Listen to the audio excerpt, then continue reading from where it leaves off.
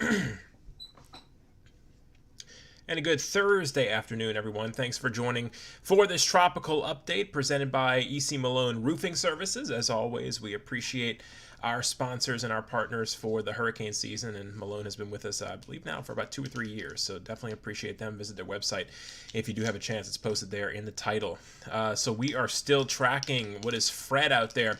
Tropical depression Fred now. Obviously, in the last couple of days, if you've been watching, mentioning that once it had moved over Hispaniola, that mountainous terrain island there, it was going to do a number on it, right? It tore it apart.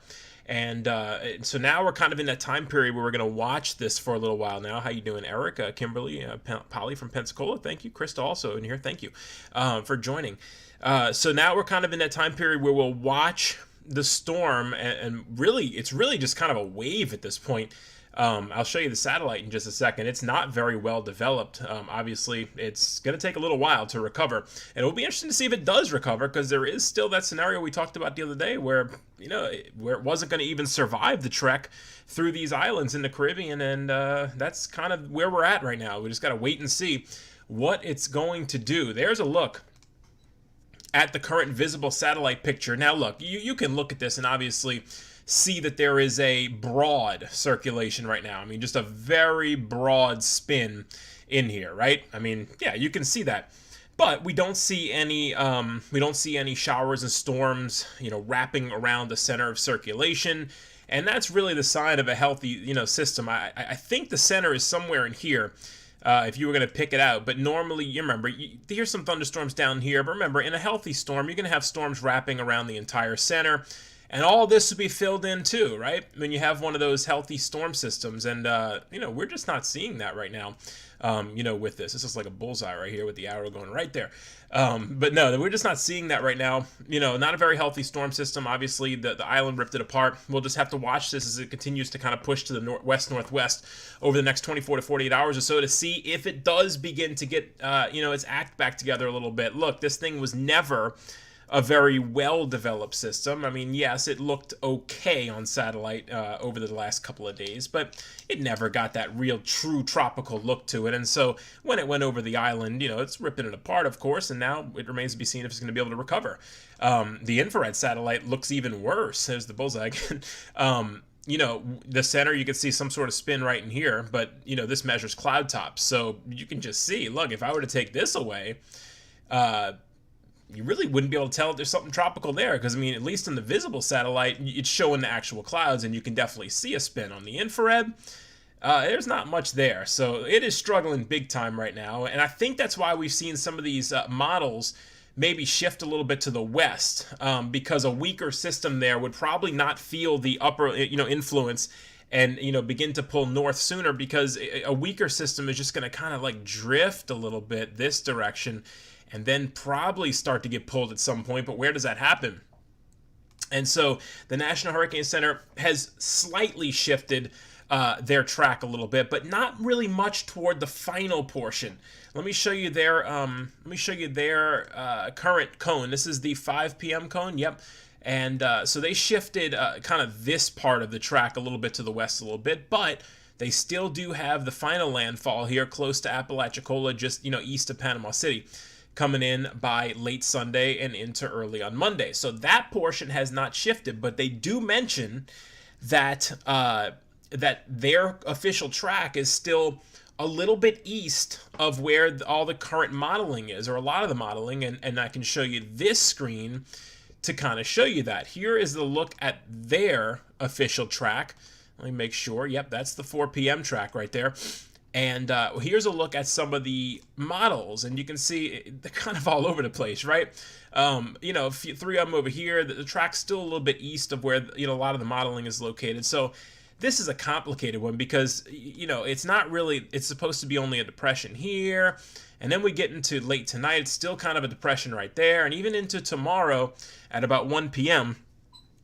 It's still just a depression. They don't really forecast this thing to immediately get its act together until, like we kind of mentioned the other night, if you've been watching, around where the Florida Straits are, between Cuba and Florida, maybe right here, it gets back to a tropical storm. That would be late tomorrow, or late tomorrow night into Saturday morning. And then they still do forecast this, at least, at this point, to be 50 miles per hour with gusts to 65. And that would be the 15th. What is that? Is that Sunday? Sunday at 1 p.m. And then after landfall, they still take this very close to Apalachicola and then moving to the north there. And I think I remember yesterday, if I told y'all tomorrow, well, it would be tonight at 10 p.m. I think I told y'all that their track yesterday was kind of right west of Tallahassee, and I told y'all, look, expect this to move a little bit, and it did, right? I mean, this thing's always going to go back and forth a little bit, but you can see the track now is a bit west. It's moved a bit west since yesterday, and it's really right on top of Apalachicola at landfall there. And that would still be late on Sunday heading into Monday, and it still could make some moves. Because it's a very unpredictable system. It's not really well formed out there. It's still very weak. We could have center relocations happen, as it moves to the west here. So I'm telling you, there's also the potential that this thing doesn't survive at all, and it just dies and becomes an open wave and just drifts west, and we don't see anything from it again. That is certainly on the table right now. I don't know if it's likely, but it is certainly on the table looking at its current condition. Notice that the western portion of the cone, the very western portion, does sneak into parts of Mississippi here, very eastern part of Mississippi, and then the western part of the cone is still in Mobile, going through Pensacola, all the beautiful beaches here, and then the far eastern part is still over here, even in portions of Tampa. Now, keep in mind, this may be a pretty messy system as it pushes to the west-northwest, so looking at the potential for some rainfall here still, and these oranges and yellows would be anywhere from 4 to even 10 inches in some of those orange spots. So east of the system, obviously with a tropical landfall, you could still have some squally weather and some of these maybe bands that'll be moving in. So something to watch for there. Remember, the eastern part is still going to be the messy part of the system, especially one that might not be very well developed. So something to watch for. All right, so here's a look now. Let's see what we have here. This is just a flash flood potential. It's pretty low there. If you're going to see flash flooding, you might see it in southern part of Florida here, Miami, and the very southern tip here. But it's only a slight chance for flash flooding with this storm. So here's a look at those Mardi Gras color map, right?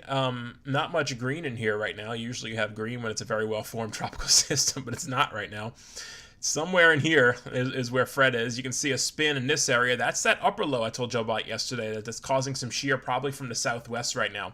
And that's going to be moving to the west along with Fred. So if it stays very close to that as well, it's going to deal with some shear all the way in. So that's another thing. A lot of obstacles for this storm. Just a lot to talk about with this one. And a lot of stuff ahead of it that's going to maybe hamper its development. Here's a look at the GFS. And again, it's not really showing much, right? This is into Saturday morning, and then finally we start to see here. Look at this low right here. This is very far to the west, and this would be on Sunday morning. The GFS takes it into the Gulf, and then look, the GFS doesn't really do much. Look at that 1008 low pressure there south of the Panhandle by Monday morning, and then moving in. But look how weak.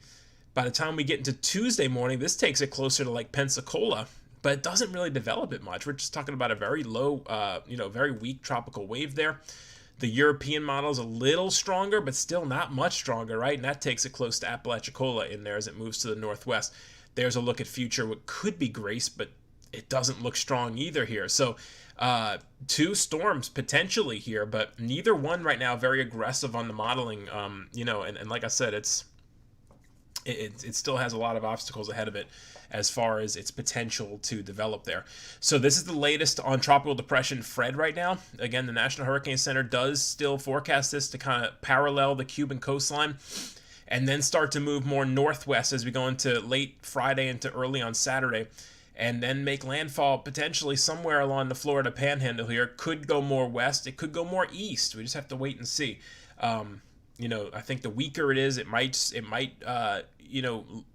kind of drift off west a little bit before it starts to pull to the north, and there's also that potential that it just never develops again, and it just remains an open wave. So certainly a lot of things on the table here, but I would say stay vigilant, watch this system, but it's not very concerning right now because of just the simple condition of it. It's just not very strong, obviously, and it's nearly, I'd say, like I said in the page, it's on life support right now. Let's see. Brandy says it's going to be a rainy vacation on Destin in the next few days. Maybe not really until we get into probably on Sunday, but we'll see. This storm at least wouldn't impact probably if it did impact Destin until we got into like Sunday. So for the next couple of days, maybe okay. Yeah, Alabama area as well, Sweetie. You got to look at the if it didn't impact that area, probably wouldn't be until late Sunday into Monday. But again, the main thing with this system is what it's going to look like. Is it even going to be a tropical storm? So that's the biggest part. Lana asks about Orange Beach. Same thing, right? If it leaves Saturday until next Wednesday, again, it's just very dependent on what this system does. It looks like Orange Beach should be on the west side of it, so it shouldn't be too bad. Might be a little breezy for a day, but maybe not too bad around that area. No problem, Kimberly. Appreciate you watching. So that's kind of the latest here. So not the worst news today on Fred. Barely hanging on right now, and something I'll continue to watch as we go through today and into tonight is, does this thing start to catch a little bit of momentum and maybe start to develop again? I don't know. We'll have to watch that. Right now it's just a very broad open wave, sort of. The National Hurricane Center is currently forecasting this to get back up to about only 50. That yesterday, that I believe that was 60 or 65. I don't remember exactly, but right now they're forecasting this to get it back up to 50 at landfall. So that wouldn't be a huge deal. Like I said yesterday, folks along the Gulf Coast are seasoned veterans with these things. The 50-mile-per-hour tropical storm is something that they watch, but not really too concerned about that, right? You get a day of nasty weather, but then it's out of here. So that's the latest on Tropical Depression Fred right now. I'll continue to keep you all updated on the page. For now, thank you for watching, and stay with the page, and I should be back tonight for Tropics After Dark. I'll continue to keep you all updated, and yeah, Priscilla, you're right. Fred is flustered right now. There's no doubt. So stay with the page, y'all. Thank you, Malone, EC Malone Roofing, for sponsoring again this year, and I will continue to keep you all updated. For now, everybody have a good rest of your day, and I'll likely see y'all later tonight.